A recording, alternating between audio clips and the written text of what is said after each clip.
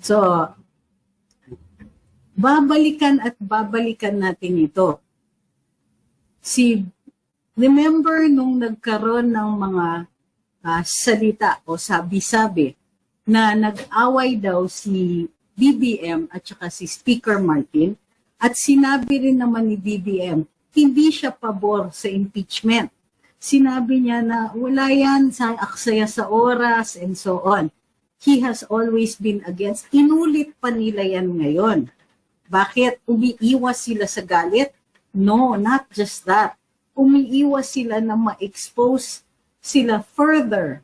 At lalo na yung participation ng ilang mga opisyalis dyan, ma-expose yung tunay na pakay na sinabi ni Rodrigo Duterte in 2024. Nung sinabi niya na itong People's Initiative simply exposed their intention to hold on to power. So, after that, diba, ito na nga, so nagkaroon ng eleksyon. Instead of seeing campaigning, yung actual campaigning na naglalaban ang mga kandidato para sa atensyon, para sa nagpapakita kung sino yung mas maraming nagawa para sa taong bayan, kung sino yung mas qualified.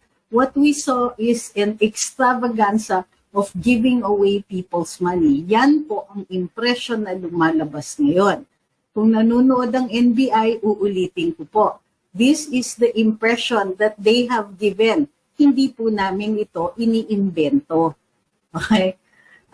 Yan po, kahit saan ninyo tignan sa social media, yan po ang overwhelming impression ng taong bayan. And to be fair sa mga politicians na ginawa yung kanilang pamimigay extravaganza all over the country, they never denied that the ayuda was in aid of elections.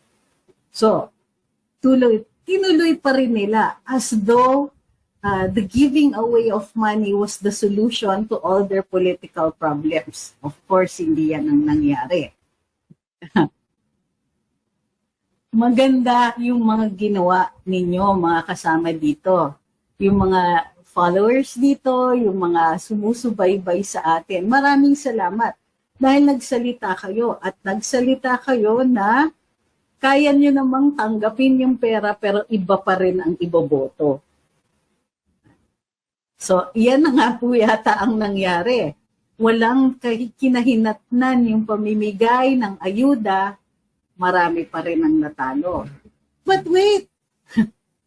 Hindi pa po lumalamig yung pagbibilang ng balota, may mga humihirit na, hindi, marami pa rin nanalo, mayorya pa rin ang administrasyon sa Kongreso. Right. Hindi naman natin sinasabi na nakamayorya tayo. Pero, ito na po ang alam ni VP Inday dahil matagal na rin siyang sinasabihan. Tinatapos lang yung midterm elections. Manalo-matalo sa midterm elections. And to be fair, marami tayong wins. Manalo-matalo sa midterm elections, alam niya na magto-turncoat na, magtatraidor na ang mga dating kasama ng administrasyon. Iniiwan na sila at nakakaramdam na rin sila na nababawasan na yung kanilang following dahil nasisense nila kung sino ang tunay na malakas. Yung nakatayo pa rin, nakatindig pa rin, matapos buhusan ng ayuda ang taong bayan, matapos na bakbakan at walang kumpay na i-criticize sila at siraan sila in all kinds of media, nakatindig pa rin ang Inday Sara, nakatindig pa rin lahat ng Duterte at taas noo pa rin tayong mga sumuporta sa kanila.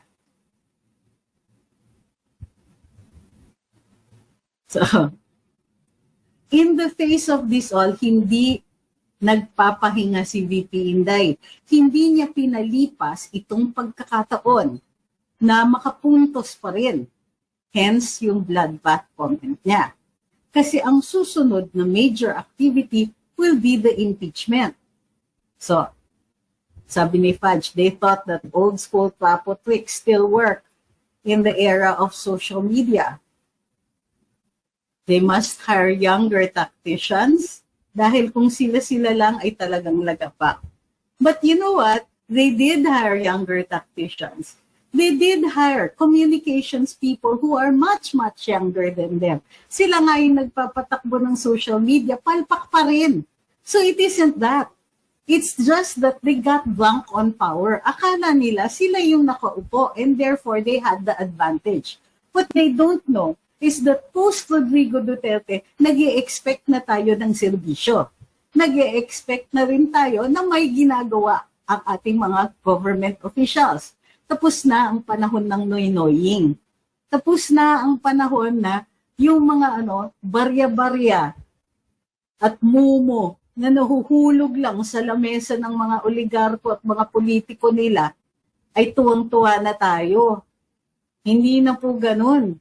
Ngayon, pag inupo natin sila, nag-i-expect tayo, teka muna, anong ginagawa mo? Asa na accomplishments? Wala na.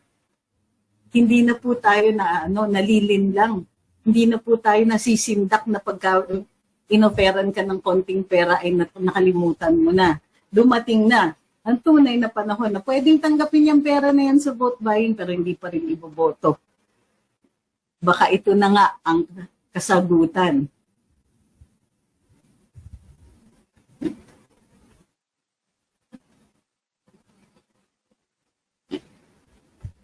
So, tinulak ni VP Inday, since the impeachment is the next major activity, anong unang sinabi ni BBM? Ay, hindi kami kasali dyan. Hindi kami pro-impeachment, ha? Natawa talaga ako doon. Inulit pa. Sinabi na nila yan noon, pero inulit pa rin. O sige, napaghahalataan na lang. Okay, so sinabi ni Pangulo, ay wala kami dyan. Sumagot naman ang Congressman Toby Tiangco, ito kasing itong impeachment, itong kidnapping, dito tayo natalo eh. Nawala ang Mindanao sa atin dahil sa ganito. Siyempre, hindi naman makakasagot si Speaker Martin Romualdez na siyang nakikitang pasimuno ng mga activities na yan. Siyempre, hindi siya makakasalita. So, nagpapahirit na lang siya sa ibang tao. Although, eventually, nagsabi siya, sino may sabi na may clamor for impeachment? Hindi niya ba alam? May clamor for impeachment. Sabi ni Congressman Toby Tiangco, sino may sabing may clamor? Pinressure mo nga kung hindi pipirma yung mga kongresista, wala silang conditional release. Halos aminin na nga ni Congressman Toby na itong mga conditional release ay actually pera ng mga kongresista para mga kampanya. Nick. So, nakita ito ni VP Inday, naramdaman niya yan. Alam niya na naghuhugas kamay na yung iba at alam niya yung ibang mga kongresista, papunta na sa kanya, magto-turncoat na, traidura na to ngayon. Mas malakas ang VP Inday, isipin mo, wala pang 3 linggo mag-i-eleksyon na, biglang in-endorse si Amy at saka si Camille. Ayun, panalo. Nakapagpanalo siyang 2 tao na nirakrat lang niya yung kampanya. Ganyang kalakas yung endorsement power ni VP Inday. Tama, sabi ni Friends, abandon ship na sila. Alam yan ni VP Inday. So, anong hirit niya? Game, impeachment tayo. Diba? Tara! Gusto ko mag-impeachment, game na ngayon na. Kaya malaki suspetso ko Padidismiss na lang ng Senado yan kasi hindi kakayanin yung mga bloodbath na sinasabi ni VP Inday. Baka hindi hindi mag-survive yung mga karir ng ibang politiko dyan.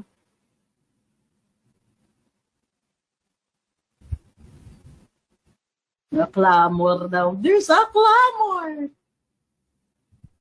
Oh well. May clamor daw for the impeachment. Akalain nyo.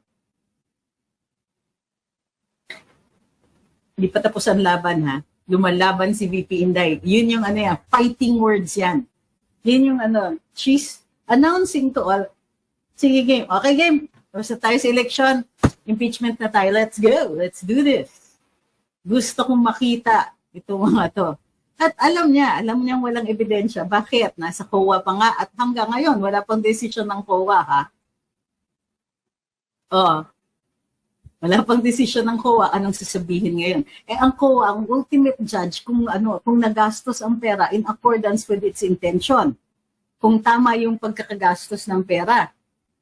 So, without a COA statement, without the COA saying na hindi ito ginastos ng maayos, walang makukuha itong mga to sa impeachment.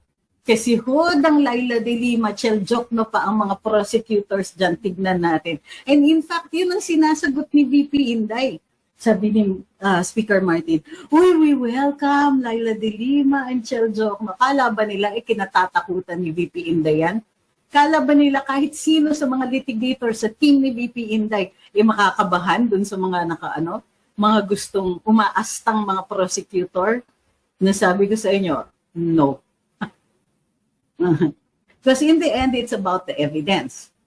Now that VP Inday has the numbers, daming nagsasabi, it's a game of numbers, it's a game of numbers. Pues, ngayon, patas na ang laban. Game of numbers ba ika ninyo? O ayan, naipanalo ni VP Inday, ilan? Significantly, at least 5 ang naipanalo niya. Plus yung mga nakaupo. Plus the fact that this is post-midterms. Tama ang calculation niya. Sige nga, game. Impeachment tayo. Let's do this. Let's do this. You have neither the numbers nor the evidence. Tignan natin kung sino sa atin ang iiyak. Diba? So this is it po siya, but it's not enough. She knows na kahit habang nagsasalita, nakaupo pa rin ang Martin Romualdez, even as he speaks, nawawalan siya ng mga kakampi.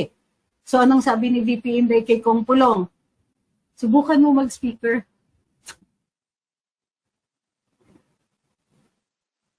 Sige, mas nakakatakot magsalita si VP Inday. Oh, Kong Pulong, kuya. Ay, kuya ba tawag? Di ko alam. So, mukhang speaker. Tignan mo kung kaya mo mag-speaker. Pero hindi niya sinabi kay Kong Pulong lang. In-announce niya. O, sabi ko nga kay Kong Pulong eh. Subukan niya mag-speaker. O kaya minority leader. Reminder yan. Oy, kayong mga nakaupo dyan. Kabahan kayo. Kasi ngayon, after these elections, not only do we may not have as many people of PDP and Hugpong and other allied parties in Congress, but there certainly will be enough for us to make a good showing. Kumbaga kahit anong gusto ninyong gawin dyan sa Kongreso, andyan kami para mang-asap. Andyan kami, kayang-kaya namin kayong patirin dun sa mga hindi magagandang plano ninyo. We can throw a monkey wrench into your plans. We're going to be right there, crossing our arms and saying, you can't do that. Hindi enough. It's not just the impeachment bloodbath by ikang. Congress will no longer be as powerful as they were here in the 19th Congress. In the 20th Congress, that's going to be a different story. She will see to that. Remember, after elections, her first speech was to build a strong and principled opposition. Ibig sabihin, open for membership na po kami, come one, come all. Let's see what we're going to do, what we can do in the House of Representatives. Bring it! Damn, fighting words. Ay, nako. The problem with this administration is naniwala sila kay Cersei. Sa Game of Thrones, sabi ni Cersei, power is power, di ba? At the time, reign na siya, kaya niyang utusan yung mga tao. Patayin mo yan. Ay, huwag mong patayin. Saktan mo yan. Ay, huwag mong saktan. Itaob mo yan. Ay, teka, nagbago ako ng isip. Si Cersei Lannister thought that power is power. Sure, power is power. When you have it, you have power. That's it.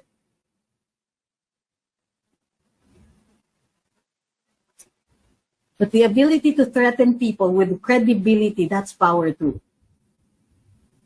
Credibility is incredible power. That's a lot.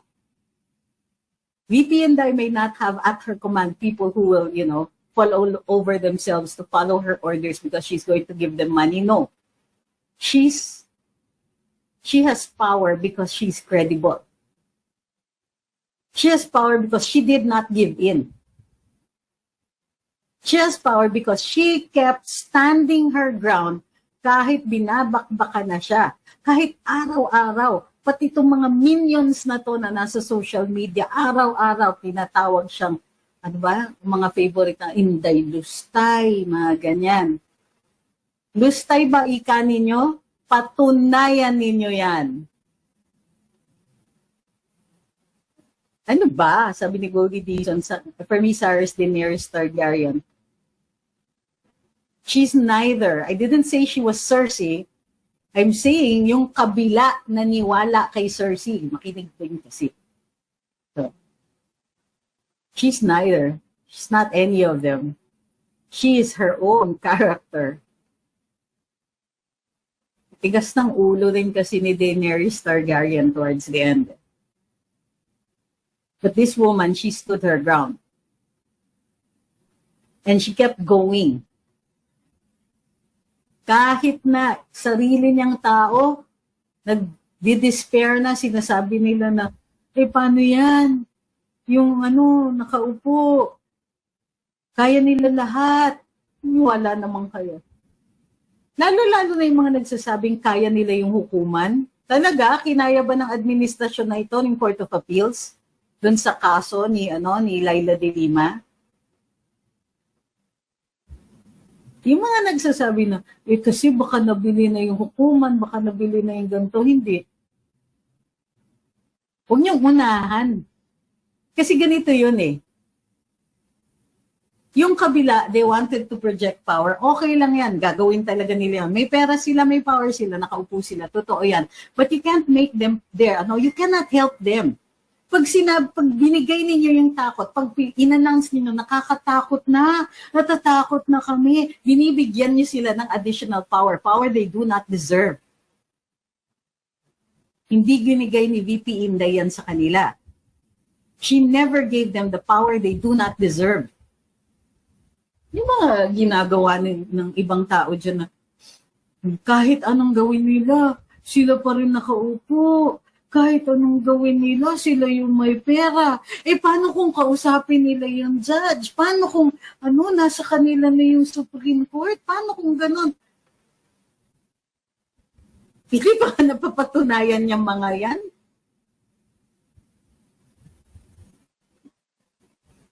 Dinagdagan niyo yung power ng gobyernong ito. Wala naman silang ganun. They can try. Of course, they can try. Pero tignan yun yung nangyari. All we had to do was wait until after midterms. Sinabihan na tayo. Sinabi na namin dito sa Luminous. Daming hindi naniwala. Siyempre, kami dito yung Cassandra. Sino si Cassandra? Yung sa Greek mythology, fated siya na siya yung na she will be able to foretell the future, pero every time she tells it to people, walang naniniwala.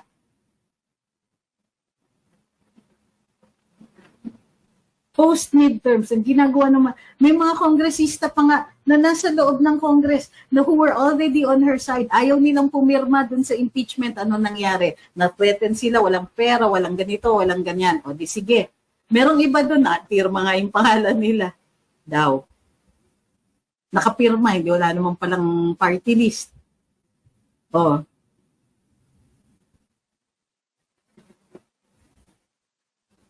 don't give the government more power than they deserve. Pag pinopost nyo pa yung takot ninyo, paano yan? Magagawa nila lahat kasi sila yung nakaupo. Nagawa ba nila?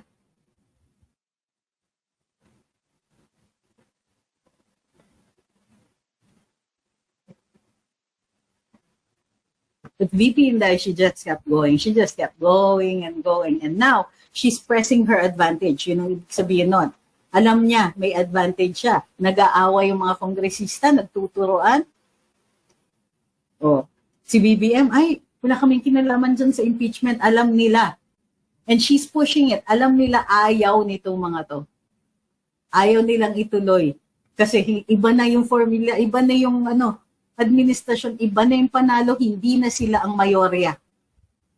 Or at least, even if mayorya sila, they don't know how long that's going to hold.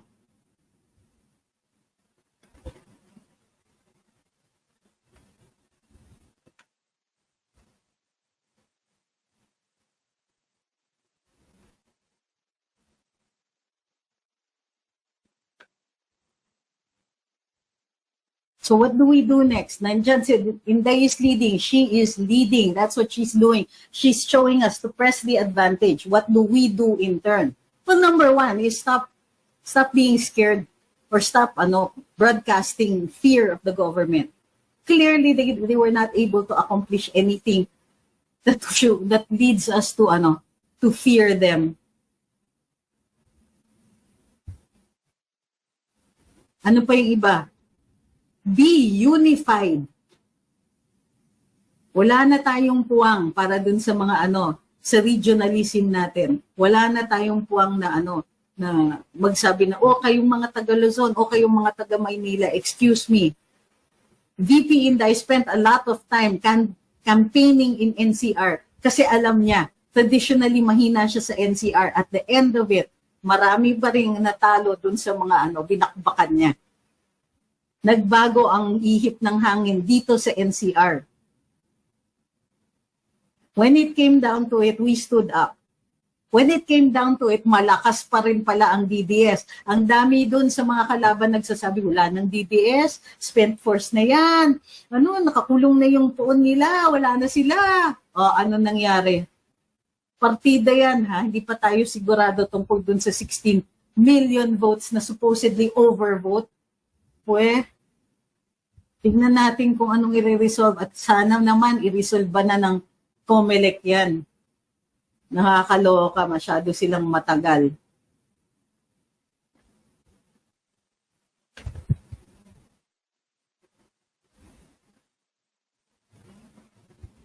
We have to cut out the regionalist language. We have to cut out na, ganyan kami sa ganito, kami lang ang magaling, tumigil kayo dyan, maraming tumulong, hindi lang kayo. You have no monopoly on this. Everybody stood up. Everybody helped out. And we need more people. So yung mga regionalism na yan, ito, kaming grupo ni VP Inday, kami yung nakatulong. Ay, kami dyan, we never lost it. Tama na yan. In 2028, we're going to need more numbers than what we showed here in the midterm elections at mas mataas na ang moral natin. Bantayan natin yung pagdi-divide sa atin. Bantayan. Yan, kasi that was our greatest strength. Yung mga bantayan nyo, yung mga nagsasabing, ay hindi ako susunod kay Inday kasi mas alam ko, gusto ko yung ganito. Di ba, no? In the end, tama pala siya.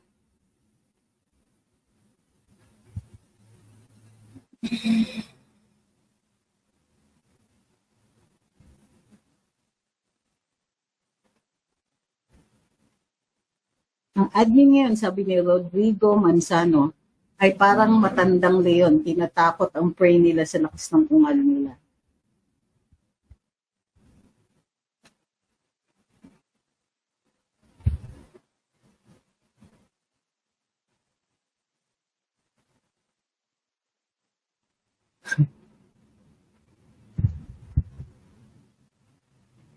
Nakikita ko pa rin, may divisive language pa rin kayo. Ingat lang, bantayan niyo yung sarili ninyo. Tapos na eleksyon, wala nang Duterte. Okay? Tama na yan. Move on. Marami tayong naipanalo. May PDP na nakaupo sa Senado. Now we're going to have to turn the others who are in the Senate. Yung mga potential na boboto para kay VP Inday. Aawayin nyo?